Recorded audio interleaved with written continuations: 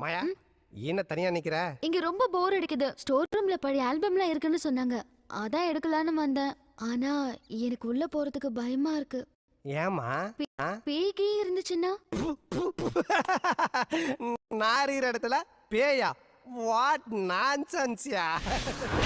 அப்போ பேயனா உனக்கு பயமே இல்லையா? பேயா எங்க என் முன்னாடி வர சொல்லு. செவில 2 அப்பா அப்புறம் எனக்கு ரொம்ப நாளா பேய பார்க்கணும் ஆசைதான். பயப்புல பயந்துட்டு நம்ம முன்னாடி வர்றதே இல்ல.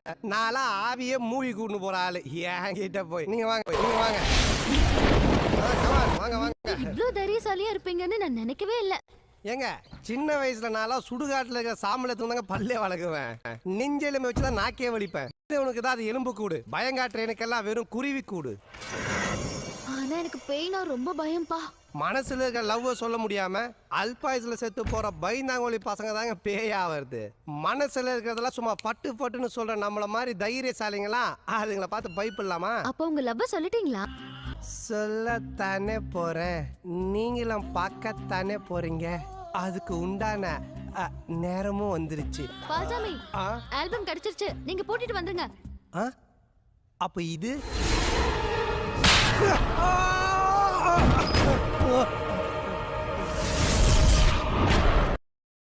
பேய பார்த்தா செவில்ல அடிப்பியா? ஐயோ நான் அந்த கூட செவுத்துல அடிச்சது இல்லைங்க. நான் எங்கிருந்து பேய செவுல அடிக்கிறது? நெஞ்செலும்புல நாக்கு வழிப்பேன்னு சொன்ன. தெரியாம ஒரு ஃப்ளோல சொல்லிட்ட மன்னிச்சிருக்கா.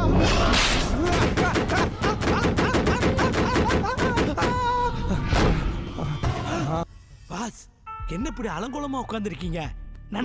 நீங்களும் மாயாமாவும் தனியா ரூம்குள்ள ஒதுங்குறப்பவே பயந்தேன் இப்படி ஏதாவது நடக்கும்னு. என்ன நடக்கும்னு? பஞ்சு நெருப்பு பக்கத்துல இருந்தா என்ன ஆகும்? பத்துக்குச்சு. எதிர்ப்பு ரொம்ப பலமோ.